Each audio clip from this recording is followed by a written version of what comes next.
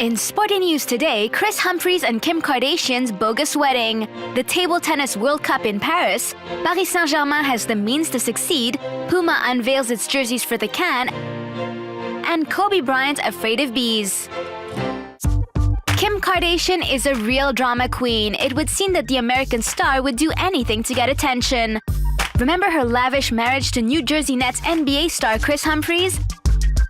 And the request for divorce 72 days later? Well, it's all fake. True or false? Who knows, but that's what her former publicist Jonathan Saxon would have us believe. On an American television show, he said that Kim Kardashian was a woman capable of doing anything to make headlines. This wedding, which was rigged from start to finish, was organized solely to further bolster her popularity.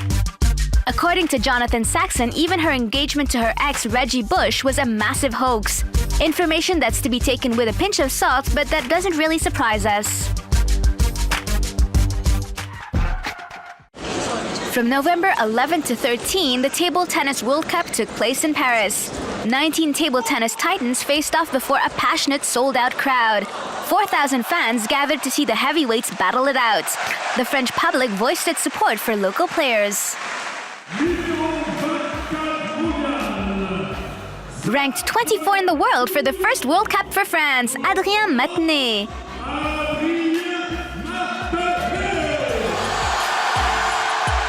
Top French player Adrien Matenet, 24, was able to win over the crowd from his very first match against Belarusian player Vladimir Samsonov, whom he defeated. It's a great turnout. It was the same in my day. The public has always been passionate about great players. It loves champions. I was encouraged in my day, and now Adrien, the best French player, is getting his share of support. And I don't think all that much has changed. A World Cup won by Zhang Jike, the 2009 world champion, against his fellow Chinese countryman Wang Hao.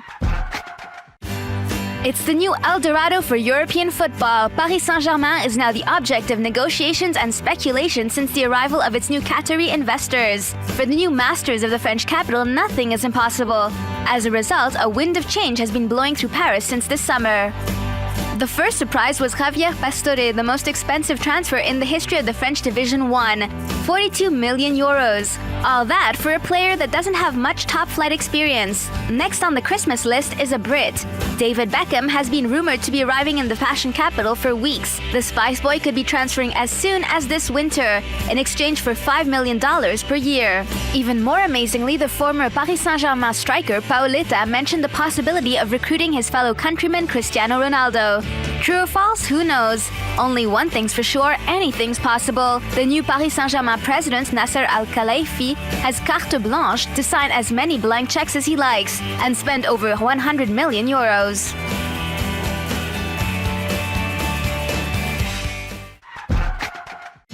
Sports manufacturer Puma has unveiled the new jerseys that African national teams will be wearing. Out of the 10 African teams supplied by the brand, 5 will be competing in the Africa Cup of Nations in January. The sponsor didn't do things by halves. It teamed up with a crew of African designers and creators to create these kits. Artists had to draw inspiration from the traditions and culture of each country. Several players were present for the launch. Togolese player Serge Akakpo, Burkinabe footballer Jonathan Pitroipa, Senegalese player Kader Mangane, South African Steven Pienaar, Cameroonian Samuel Eto'o, Ivorian native Yaya Touré, Ghanaian player Asamoah Gyan, Gabonese player Didier Ovono, and Namibian player Bradley Werman. They were all thrilled with the result. I feel good in my Puma shirt, looking at the colors.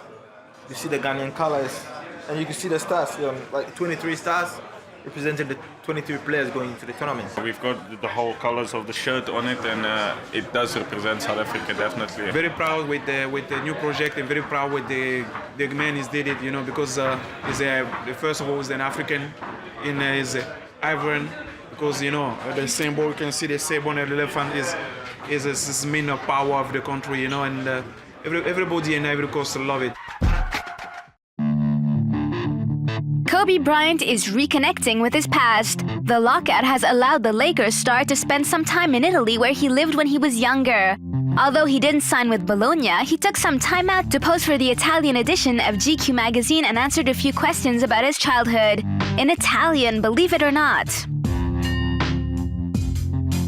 I was afraid I wouldn't be able to fulfill my dream of becoming a basketball player, but I was also afraid. I've always been afraid of bees. Yes, they scare me. I didn't like them at all. I pictured myself being attacked by 500 bees. When I was little, that was my nightmare. It terrorized me. I used to have another dream, that I could fly. I was Superman. And finally, Trey Sports congratulates Roger Milla, the African footballing legend. The Cameroonian player welcomed his 9th child into the world at the age of 59. We wish the parents all the best.